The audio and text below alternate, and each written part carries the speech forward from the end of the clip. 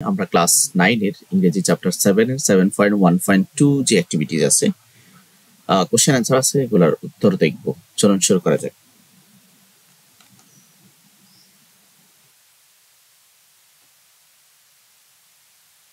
তো ইনস্ট্রাকশনও বলেছে যে now reflect on the notice and guidelines you are usually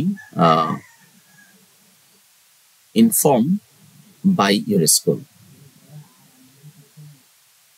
and then discuss the following questions in fair or group. তো আমরা বুঝতে পেরেছি যে কোশ্চেনগুলো আমাদেরকে লিখতে বলছে বা ক্লাসে শেয়ার করতে বলছে। What are the thing you are usually informed by your school? মানে স্কুলে তুমি কোন জিনিসগুলো তোমাকে ইনফর্ম করা হয়, কি কি জিনিস জানানো হয়। They usually or আমরা লিখতে পারি the things we usually inform by school, এটার পরিবর্তে আমরা they ব্যবহার inform us about events, some change in schedules. They also inform us about any kinds of programs, sports, admissions or of a national day.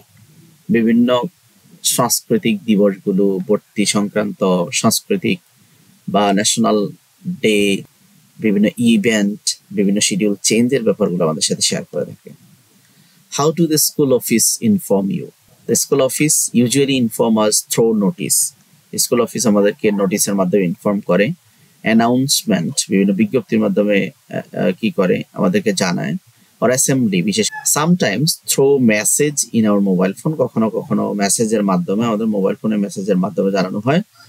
most often inform us by class teacher, কখনো কখনো class টিচারের মাধ্যমে আমাদেরকে inform করা হয়। what type of words, sentence, expressions and note does used to inform you about something?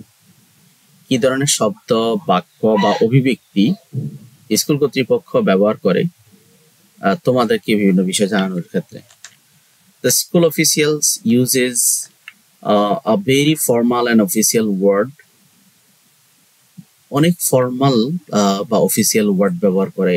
They inform us important issue, বিভিন্ন important গুরুত্বপূর্ণ বিষয়গুলো আমাদের সাথে শেয়ার করে through short and clear sentences and expression, বিভিন্ন শর্ট, সংক্ষিপ্ত এবং স্বচ্ছ বাক্য বা অভিব্যক্তির মাধ্যমে। Like you must submit your BRC, তোমাকে অবশ্যই তোমার জন্ম নিবন্ধন জমা দিতে হবে।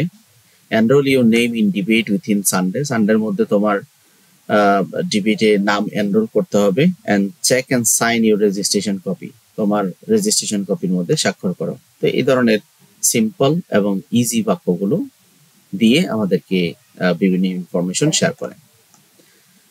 Do you find any different between language of the notice order?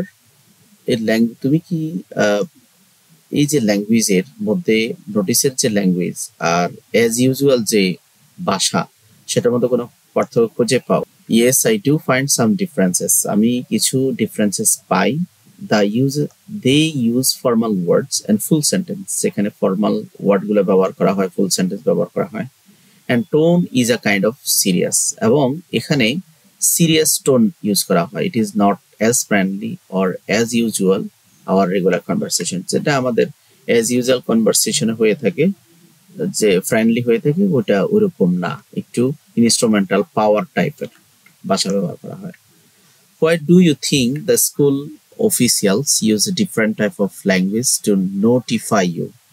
কেন তুমি মনে করো স্কুল অফিসিয়ালস বিভিন্ন ধরনের ভিন্ন ধরনের ভাষা ব্যবহার করে তোমাকে জানানোর জন্য, ইনফর্ম করার জন্য? I think it's like they are trying to be clear and make sure we take it seriously.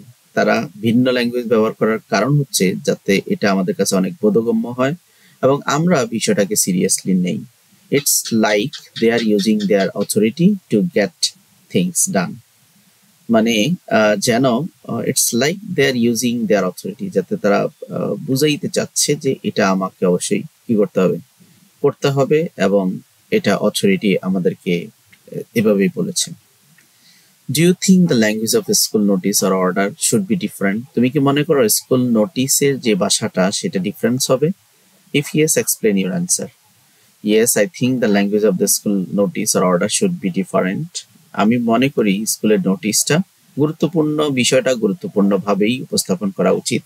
But it can be similar, কিন্তু এটা সিমিলার হতে পারে in case of usual and simple matter. সাধারণ ক্ষেত্রে এটা একই ধরনের ভাষা হতে